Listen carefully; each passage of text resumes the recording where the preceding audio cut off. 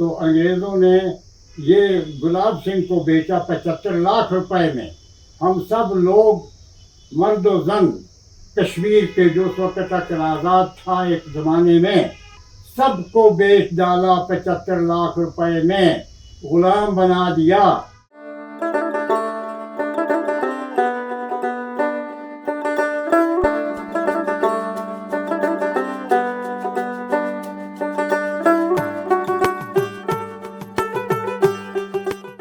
اجالے اپنی یادوں کے ہمارے ساتھ رہنے دو. کشمیر لائف کے یادیں پروگرام میں آپ تمام ناظرین کا استقبال ہے. آج کے اس خصوصی شمارے میں ہم آپ کی ملاقات کرانے جا رہے ہیں ایک معتبر شخصیت سے. ان کے بارے میں ہم آپ کو یوں بتائیں کہ یہ پیشے سے لائر ہیں اور نامی گرامی لائر ہیں, لیکن ساتھ میں ان کی نسبت, ان کا جو تعلق ہے وہ ایسے گھرانے سے ہیں جنہوں نے کشمیر کی سیاست میں اہم کردار ادا کیا ہے. میری مراد ہے مرحوم مولانا سید محمد مسعودی صاحب سے. انہی کے فرزند شبیر مسعودی صاحب اس وقت ہمارے ساتھ موجود ہے. آئیے بات چیت کے سلسلے کا آغاز کرتے ہیں. ہمیں وقت دینے کے لیے بہت بہت شکریہ. نوازش آپ کی. آغاز ہم آپ کی ذاتی زندگی کے حوالے سے یہ بنیادی سوال پوچھ کر کریں گے. آپ کب پیدا ہوئے اور تعلیم و تربیت کا کیا معاملہ رہا؟ ہمارے آبا و اجداد کہتے ہیں کہ عراق سے آئے ہیں اور وہ پہلے ملتان میں سیٹل ہوئے کاروبار کے سلسلے میں, اور پھر وہاں ملتان سے وہ آگے بڑھتے ہوئے لاہور پہنچے. پھر لاہور میں کافی دیر سیٹل ہوئے اور ان کا کاروبار کاشغر اور ختن اور یارکن تک ہوتا تھا, قالینوں وغیرہ باقی چیزیں. یہاں کی مصنوعات وہاں پہنچاتے تھے, وہاں کی مصنوعات یہاں پہنچاتے تھے. ان کے کاروان تجارتی کاروان چلتے تھے. پھر ان کو ایسا محسوس ہوا ایک وقت کہ لاہور اس کا مرکز صحیح نہیں ہے تجارت کا, تو انہوں نے سمجھا کہ کشمیر میں کوئی جگہ جائیں جہاں سے ہم لاہور کو بھی کور کر سکیں اور وہاں یارکند اور کاشغر اور ختن تک بھی ہم پہنچ سکیں. تو وہ آئے اور یہاں جس کو آج کل نرورہ کہتے ہیں, پرانے وقتوں میں یہاں نر گھاس پیدا ہوتی تھی. خالی جگہ تھی, نر کشمیری میں کہے نر کوئن, ہاں, تو اس کی گھاس ہوتی تھی نر گھاس, تو اس لیے اس کو نارستان کہا جاتا تھا, یعنی نر اس میں ہوتے زیادہ. بالکل. تو پھر یہاں وہ سیٹل ہوئے نرورہ, تو یہاں سیٹل ہوئے تو یہاں سے وہ کاروبار کرتے تھے. ان کا نام تھا بابا مسعود, جو انہوں نے کشمیر میں آ کے اپنا کاروبار سیٹل کیا نرورے میں. تو بابا مسعود کے ہم آگے ذریات ہیں. ایک وقت کے بعد جب کشمیر مغلوں کے قبضے میں چلا گیا جی, تو تب تک کشمیر آزاد تھا, اور کشمیر کے ساتھ اس وقت جموں کا علاقہ نہیں تھا. کشمیر آزاد تھا اور کشمیر میں اپنے حکمران ہوتے تھے. پٹھانوں نے قبضہ چھینا, پھر پٹھانوں کی حکومت آئی. پٹھانوں سے سکھوں نے, رنجیت سنگھ نے چھینا کشمیر کا قبضہ, تو سکھ حکومت آ گئی. تو انگریزوں نے یہ گلاب سنگھ کو بیچا 75 لاکھ روپے میں. ہم سب لوگ مرد و زن کشمیر کے جو اس وقت تک آزاد تھا ایک زمانے میں, وہ سارے کشمیر کو, مرد ہو عورت ہو, اس وقت پنڈت ہوں مسلمان ہوں یا اس وقت کے سکھ ہوں, جو بھی, سب کو بیچ ڈالا 75 لاکھ روپے میں, غلام بنا دیا ہم کو انگریزوں نے گلاب سنگھ کا. تو تب سے ڈوگروں کی حکومت شروع ہوئی. slave, we were all purchased by them. تو یہ ہے ہماری کہانی, کشمیر کی کہانی, جو ہمارے ساتھ بھی منسلک اور سارے کشمیر کے ساتھ ہے. اس طریقے سے ہم جموں کے پاس ساتھ گئے, لیکن جموں کے لوگوں کے ہم غلام نہیں تھے, مگر جموں کے ڈوگرا مہاراجہ جو تھا, مہاراجے کے ہم غلام تھے, راجے کے. اس کے بعد یہ قصہ ہمارا 1947 تک چلا. 47 کے بعد جب ملک آزاد ہوا تو نیشنل کانفرنس کی حکومت آئی، جی انہوں نے اس غلامی کو دور کرنے کے لیے یہاں اصلاحات لائے، ہماری زمینیں ہمیں واپس ملی، ہمارے مکانات ہم کو واپس ملے۔ تو اسی دور میں جس وقت ظلم شروع ہو گیا باہر کے ملکوں حکمرانوں کا، سکھوں کا خاص اور ڈوگروں کا، اس وقت ہمارے آبا و اجداد نے سری نگر سے ایک تو تبلیغ کے سلسلے میں مختلف جگہوں پر تو گئے ہی تھے، کیونکہ ان کا کام تھا تبلیغ بھی کرنا، بابا سید احمد کرمانی کی تعلیمات جو سہروردی سلسلہ تھا۔ تو اسی سلسلے میں چلتے چلتے ہمارے آبا و اجداد علاقہ دراوا، سابقہ تحصیل ضلع مظفر آباد اور تحصیل کرنا کا علاقہ تھا، جس کو لوات، لام واو الف تے لوات کہتے تھے، وہاں پہنچ گئے۔ اور کچھ ہمارے آبا و اجداد کٹن اسی علاقے میں پہنچے، کٹن کے علاقے میں۔ تو یہ بس ہماری کہانی ہے۔ تو میں پیدا ہوا ہوں لوات میں سن 1938 میں۔ اچھا، مجھے گھر میں ہی دادا صاحب نے بٹھا کے الف ب سکھایا اور قرآن کی کچھ باتیں سکھائیں۔ پھر اس کے بعد جب میں 3-4 سال کا ہو گیا تو کیرن، جو اس وقت بھی ہمارے کشمیر کا حصہ ہے کیرن، جی تو وہاں میرے چاچا نذیر احمد صاحب وہ فارسٹ میں تھے اس زمانے میں، تو ان کا وہاں رینج ہیڈ کوارٹر تھا اور وہاں پرائمری اسکول ہوتا تھا۔ ایک ٹیچر تھا 5 کلاسوں کے لیے، ایک پنڈت صاحب کشمیر کے تھے، مجھے ان کا نام یاد نہیں، میرے استاد رہے وہ، اور انہوں نے پھر مجھ کو وہاں داخل کیا، نذیر صاحب نے وہاں لے جا کر۔ اس کے بعد میں ٹرانسفر ہو گیا، مجھے واپس سری نگر لایا گیا۔ یہاں پتھر مسجد کے پیچھے میرے والد صاحب نے کرائے پر ایک مکان لیا ہوا تھا جو مجاہد مزل کے بالکل قریب تھا۔ اچھا، تو والد صاحب تو دن کو جنرل سیکرٹری تھے، وہ اپنا سیاسی کاروبار کرنے کے لیے، نظام چلانے کے لیے مجاہد منزل چلے جاتے تھے، اور وہاں اوقاف کا بھی دفتر تھا، وہ اوقاف کے بھی جنرل سیکرٹری تھے، تو اس کا بھی کام کرتے تھے۔ لیکن وہ رات کو سونے کے لیے، باقی کرنے کے لیے یہاں پیچھے پتھر مسجد کے پیچھے ایک مکان تھا، تو اس میں ہم رہتے تھے۔ میرے سے پہلے میرا بڑا بھائی بھی وہاں آیا تھا، اور ہمارے کئی رشتہ دار وہاں، لڑکے جو میرے والد صاحب لا کے وہاں ان کو پڑھاتے تھے۔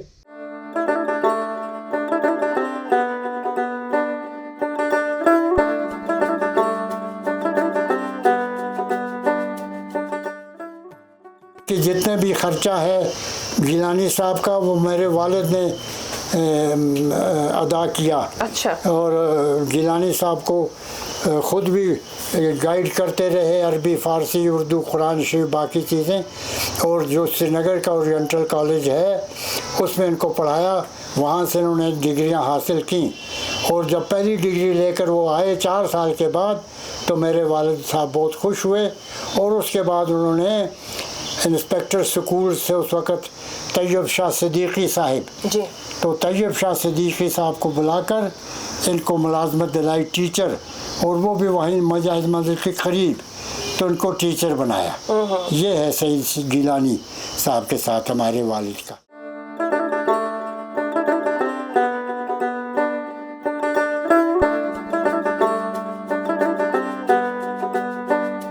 آپ کتنے بھائی بہن تھے؟ ہم بھائی بہن 2 بھائی 2 بہنیں۔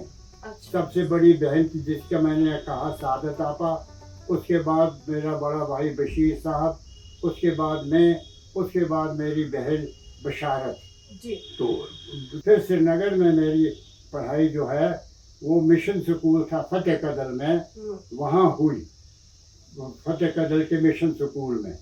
تو کچھ کلاسیں میں نے وہاں پڑھی۔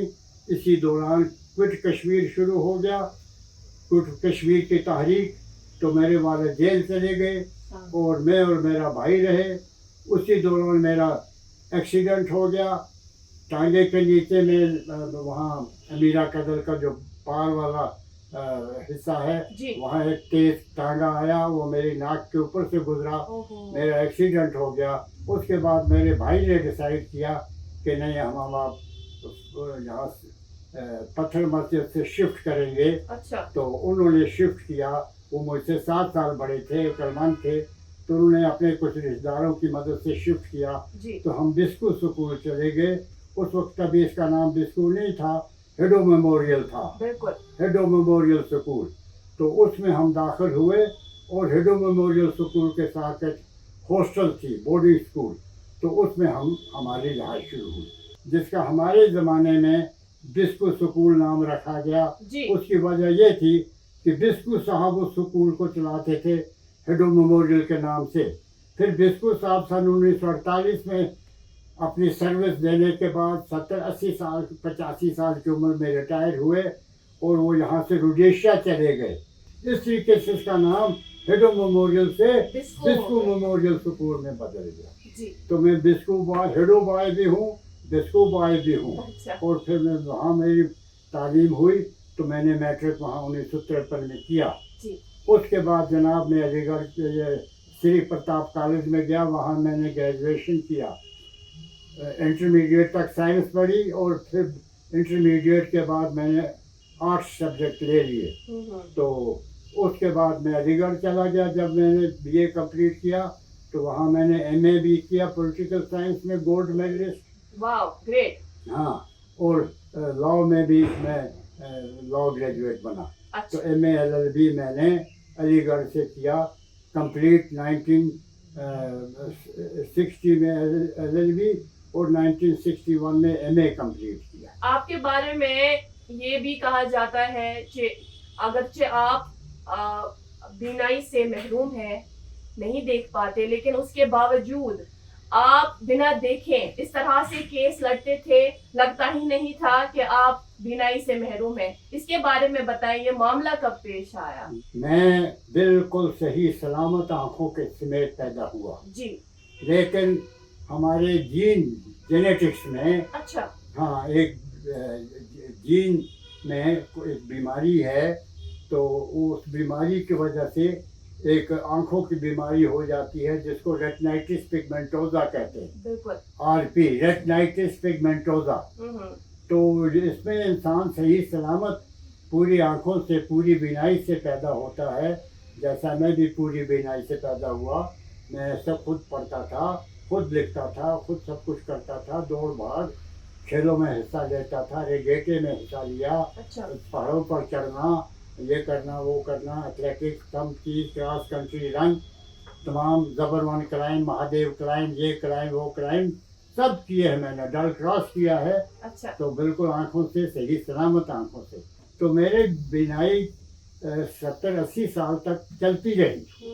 हाँ, लेकिन इस दौरान चूंकि मुझे पता था कि ये चीज़ आनी है, जी तो मैं जो चीज़ पढ़ता था गौर से पढ़ता था, अच्छा पूरे दिमाग, पूरा गौर, पूरी कंसंट्रेशन से। उस्ताद जो कहता था पूरी कंसंट्रेशन से सुनता था। अच्छा किताब जब पढ़ता था तो पूरी कंसंट्रेशन, एक एक लफ्ज पढ़ता था। बहुत खूब तो अल्लाह ताला ने मुझे ये दिया था कि मुझे मेमोरी खुद ब खुद हो जाती थी। अच्छा तो इस तरीके जब मैंने गौर से पढ़ा, गौर से सुना, गौर से सब हुआ, वो मुझे मेमोराइज हो गया। वो इस वक्त मुझे काम आता है। अच्छा तो लोग समझते हैं ये ब्लाइंड होने के बावजूद कैसे पढ़ता है। मेरे वालिद साहब की पैदाइश 1901 की है। फिर उसके बाद उनकी तालीम हुई, पहले इसी तरह जैसा हमारे घर में होती है। उसके बाद उनको फर्दर इस्लामी तालीम के लिए भेजा गया यहाँ एबटाबाद।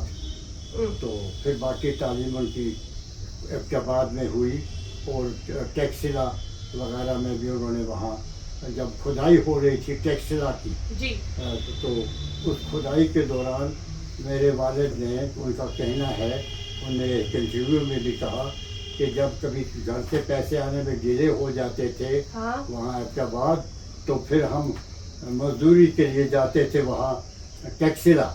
तो टेक्सिला में 4 आने पर डे मजदूरी मिलती थी उस ज़माने में। एबटाबाद में तालीम कंप्लीट करने के बाद फिर वो लाहौर गए मेरे वालिद। तो लाहौर में ओरिएंटल कॉलेज अंग्रेज़ों ने कायम किया हुआ था पंजाब यूनिवर्सिटी के साथ। उस वक्त सारे पंजाब में यूनिवर्सिटी होती थी, पंजाब यूनिवर्सिटी, जिस पंजाब के आज 5-6 حصے ہو گئے ہیں، یعنی ایک پاکستانی پنجاب، ایک ہندوستانی پنجاب، ایک ہریانہ، ایک ہماچل، تو اور پھر جموں کشمیر، یہ سارا پنجاب یونیورسٹی کے ماتحت تھا۔ اس اورینٹل کالج میں وہ مشرقی علوم کی تعلیم دیتے تھے انگریز، اور ان کو پھر ڈگریاں ملتی تھی پنجاب یونیورسٹی سے۔ تو وہاں پر میرے والد نے مولوی فاضل، منشی فاضل اور ادیب فاضل، تو ٹرپل ایم اے انہوں نے کیا ہے۔ ادیب فاضل بھی ہیں، منشی فاضل بھی ہیں، مولوی فاضل بھی ہیں، اور ان کے کہنے کے مطابق، میرے والد کے کہنے کے مطابق، تو یہ عربی اردو وغیرہ جانتے تھے، اور وہاں اسی اسکول میں، اسی اورینٹل کالج میں سنسکرت بھی پڑھائی جاتی تھی، باقی زبانیں بھی۔ جناب آج سے 96 سال پہلے، اچھا، سن 1928 میں آئے وہ یہ ڈگریاں کر کے، جی، اور سن 1928 میں انہوں نے یہاں اپلائی کیا، اور ان کو لیکچرشپ مل گئی، لیکچرشپ ڈائریکٹ کالج میں، اور prince of Wales college Jammu 1 سال وہاں وہ لیکچرار رہے۔ اس کے بعد ان کا تبادلہ ہو گیا سری پرتاپ کالج سری نگر میں، جی، تو 1 سال انہوں نے وہاں بھی پڑھایا ہے اچھا، ایز یہ پھر ان کا تبادلہ ہوا یہاں سے بعد میں مظفر آباد ہائی اسکول میں، اچھا، تو وہاں بھی انہوں نے پڑھایا 1 سال۔ مظفر آباد ہائی اسکول سے بعد میں ان کا چوتھا تبادلہ ہوا رینا واری ہائی اسکول، اچھا، تو رینا واری ہائی اسکول میں ہی تھے جس وقت یہ یہاں وہ عبد القدیر کا واقعہ آیا، باقی واقعہ موجود ہوئے، تو وہ باقاعدہ اس میں در پردہ حصہ لیتے ہی رہے، در پردہ حصہ لیتے رہے، اور جب تک ایک وقت آیا کہ جب انہوں نے کھل کر استعفیٰ دے دیا اپنی نوکری سے، اور اوپنلی آ کر اپنا یہاں خانقاہ معلیٰ میں حکومت کے خلاف تقریر کر کے جیل چلے گئے۔ یہ 1932 کی بات ہے۔ اچھا، اس وقت تحریک کافی آگے پہنچی تھی، جی، لیکن اس وقت کی تحریک تک جو بھی 2-3 سال گزرے تھے اس میں ادھر پردہ تمام کام کرتے تھے، اور شیخ عبداللہ صاحب سے ان کی ملاقات 2-3 سال پہلے ہو چکی تھی۔ اچھا، ہاں، اور کئی میمورینڈم جو انہوں نے مہاراجا کو پیش کیے شیخ عبداللہ نے عوام کی طرف سے، اس کا انگریزی سلسلہ غلام احمد اشائی بنایا کرتے تھے، اور اس کا اردو سلسلہ جو ہے وہ میرے والد بناتے تھے۔ کیا بات، تمام وہ جتنے میمورینڈم لکھے ہیں اردو میں وہ میرے والد کے لکھے ہیں۔ اس کے بعد یہ تقریر کرنے کے بعد وہ اوپنلی جیل چلے گئے اور اوپنلی تحریک میں آئے۔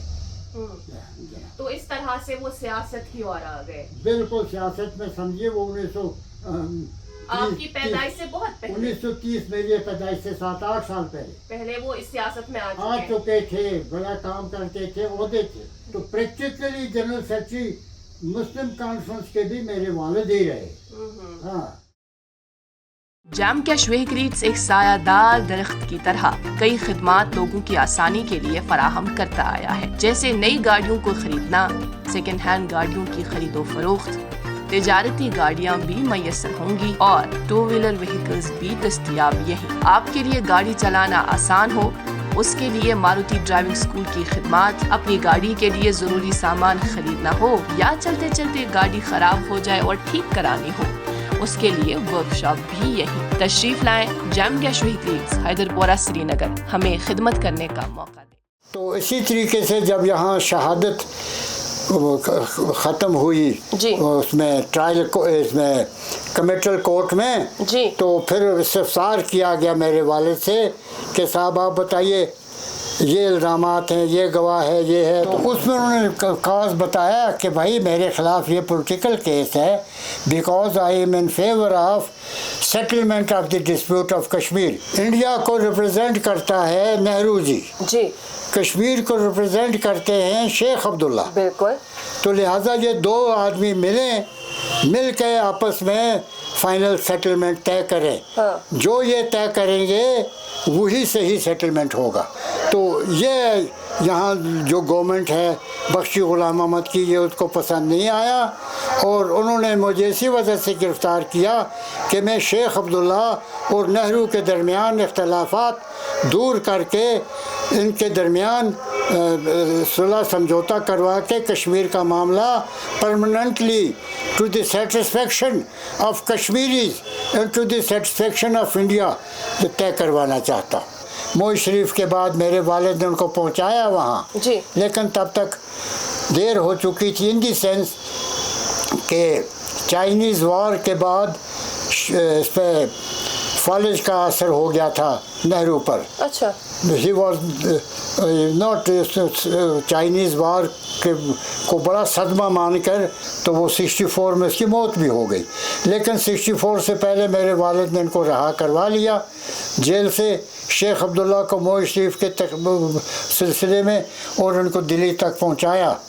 لیکن انہوں نے ان کو پاکستان بھی بھیجا اور یہ پاکستان میں تھے تو شیخ یہ نہرو یہاں مر گیا ورنہ اس وقت کچھ نہ کچھ ہو ہی جاتا. ہاں کیونکہ دونوں چابیاں ملنے والی تھی. اچھا. ہاں. لوک سبھا میں چونکہ آج تو ہم باقاعدہ اس کے لیے انتخابات ہوتے ہیں پھر لوگ ووٹ دیتے ہیں پھر ایک ممبر چنا جاتا ہے جو وہاں پر ریپریزنٹ کرتا ہے. لیکن اس زمانے میں نامنیز ہوتی تھی اور ہندوستان گورنمنٹ ہی کشمیر سے بھی کسی شخص کو چنتی. اس میں آپ کے والد بھی تھے. اس کے بارے میں بتائیں کون سا سن تھا وہ؟ میرے والد کانسٹیٹیوئنٹ اسمبلی آف انڈیا وہ اس وقت چل رہی تھی. وہ 1950 تک کانسٹیٹیوئنٹ اسمبلی نے کام کیا ہے نا جی. انڈیا کے کانسٹیٹیوئنٹ اسمبلی نے. تو 1949 میں یہ اس کے ممبر بنے ہیں. 4 ممبر کشمیر سے گئے. شیخ عبداللہ صاحب, موتی رام بیگڑا جموں سے اور بیگ صاحب اور میرے والد, یہ چاروں. تو یہ کانسٹیٹیوئنٹ اسمبلی کے ممبر بن گئے 1949 لیٹ شاید نومبر 1949 میں. اچھا. کانسٹیٹیوئنٹ اسمبلی کا کام 26 جنوری 1950 کو ختم ہو گیا. 26 جنوری کے بعد جو پارلیمنٹ رہی اس کو کہتے تھے انٹرم پارلیمنٹ. اچھا. تو میرے والد انٹرم پارلیمنٹ کے بھی ممبر رہے جی 1 سال. اچھا. جب تک وہ انٹرم پارلیمنٹ کام کرتی تھی. پھر انٹرم پارلیمنٹ کو ڈیزالو کیا گیا اور ہندوستان میں فرسٹ الیکشن آفٹر انڈیپینڈنس منعقد ہوئے 1951. فرسٹ پارلیمنٹ اس کو کہتے first parliament because after independence that was the first parliament. جب آپ کے والد صاحب کو دسمبر 1990 میں اسیسینیٹ کیا گیا تب کیا بیتی اس خاندان پہ اور وجہ کیا ہوگی اس کی, کیا آپ سمجھتے ہیں؟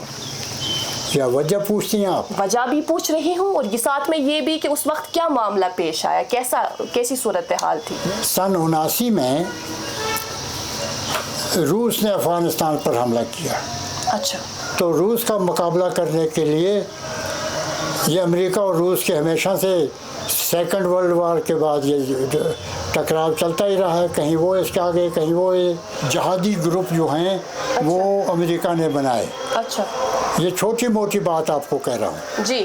اس دور میں پھر وہ جہادی گروپ ایران میں بھی بن گئے, وہ جہادی گروپ سعودی عرب میں بھی بن گئے, وہ جہادی گروپ پاکستان میں بھی بن گئے. اچھا. اور وہ انٹرنلی افغانستان میں بھی وہ جہادی گروپ بنے. جی.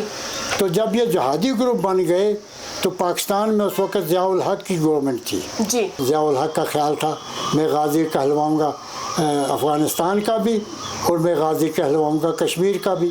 اور کشمیر کے بارے میں ان کا تو دیرینہ وہ مسئلہ تھا ہی. تو انہوں نے کشمیر کے متعلق بھی یہ جہادی گروپس آرگنائز کیے. یہ 1979 سے. اچھا. میرے والد کا یہ خیال تھا کہ اس طریقے سے ہم ہندوستان کو نہیں نکال سکتے جہادیوں سے, بندوقوں سے, کچھ معمولی بندوقوں سے. فوج کو فوج ہی نکالے گی. الٹیمیٹلی جب وہ جہادیوں کا کشمیر میں ذرا زور زیادہ ہوا, سن 90 آیا تو کشمیر پر جہادیوں کا کافی گرفت مضبوط ہو چکا تھا. تو اس وقت بھی کئی آئے یہ آپ بیان دیجئے, یہ کیجئے, وہ کیجئے. تو انہوں نے کہا نہیں میں بیان نہیں دوں گا. تو البتہ اگر یہ سمجھتے ہیں کہ یہ کر سکتے ہیں تو کر لیں, لیکن مجھے یہ نہیں لگتا ہے کہ یہ اس طریقے سے حل ہوگا کچھ چند کلیشن کافوں سے یا چند گرنیڈوں سے. फ़ौज को फ़ौज ही निकाल सकती है। अच्छा। तो उन्होंने इनको अल्टीमेटली ISI पाकिस्तान के जो मिलिटेंट चलाने वाली तंजीमें कश्मीर में थी, ISI उनको कहते, तो उनके कहने पर उन्होंने फैसला किया कि इसको ख़त्म किया जाए। फिर शायद नवंबर में दूसरा हमला हुआ, वो भी नाकाम हो गया। अच्छा। फिर ये तीसरा हमला था जो इन पर उन्होंने किया 13 दिसंबर को, और दिन के वक़्त आकर यहाँ नमाज के वक़्त दिन के 1 बजे जब अजान हो रही थी उसी वक़्त अंदर दाखिल हुए। अजान भी ख़त्म हुई। अंदर घर में? अंदर मायने ये वाले साहब के कमरे में। इसी घर में? इसी घर में पीछे ये जो बैग का कमरा है ये। अच्छा। तो वहाँ दाखिल हुए। वहाँ उनके पास एक मेहमान भी था, उसको चाय वाय पिला के वो रुखसत करने के बाद उन्होंने वज़ू किया था, तो नमाज के लिए उठना चाहते थे, तो बस नमाज के लिए उठ ही रहे थे जैसे मेहमान रुखसत हुआ था। तो वो अंदर आया, तो अंदर आकर उसने अपना पिस्तौल निकाला। तो वालिद साहब ने कहा अच्छा आप आ ही गए। तो बहरहाल ये उठे, तो नमाज के लिए जाना है तो उठे थे सामने, तो सामने से आया तो उसने इनके यहाँ डायरेक्ट फेस पे हमला किया। वो गोली मारी और गोली मार के यहाँ से भाग गया। पीछा किया उसको लोगों ने, लेकिन पकड़ नहीं पाए। तो लेकिन उस गोली से शायद वो छोटी कोई जहर आलूदा गोली थी, तो उनकी चंद मिनटों में यहाँ वफ़ात हुई अल्लाह अल्लाह कहते हुए। खानदान के बाकी लोग तब कहाँ थे? तो तब मेरी बेगम अंदर, उसने उनके लिए खाना भी लाया था। तो उन्होंने कहा कि नहीं, मैं मेहमान को चाय पिलाऊंगा, मैंने वज़ू कर लिया है, मैं पहले नमाज़ पढ़ लूँ फिर आप खाना लाइए। इधर कोर्ट में था उस रोज़ 13 को, और सुबह इजाज़त लेके गया था। कुछ अजीब बात ये आए, उन्होंने खुद ही मुझे रुखसत किया और उस रोज़ कहा कि बच्चों के लिए राशन वाशन ये वो लाना वगैरह। कुछ मुझे कुछ महसूस ऐसा भी कुछ होने लगा। तो बहरहाल मैं ये तो ज़िंदा थे अपनी बात, तो इस तरह रुखसत भी किया। यहाँ दरवाजे तक आए, पहले मेरे लाइब्रेरी रूम में आए, वहाँ पर बोला ये बच्चों के लिए वो वगैरह। मैं चुप करके अंदर आया तो यहाँ उनकी लाश को कुछ लोगों ने तब तक संभाल लिया था। उनके वो चेहरे पर वो जो बांधते हैं ये कपड़ा शपड़ा, चेहरे को बांध लिया था और उनको किबला रू लिटा भी दिया था। सोज साहब ने जो आपके वालिद पर बायोग्राफी तरतीब दी है, उसमें उन्होंने 1946 की स्पीच बाकायदा दर्ज की है, मगर फिर रस्म रोनमाई के दौरान आपने खुद कहा कि इसमें एक अहम स्पीच मिसिंग है। क्या स्पीच थी? एक महाराजा हरी सिंह के वक़्त का दौर है, दूसरा बख्शी गुलाम अहमद का दौर है।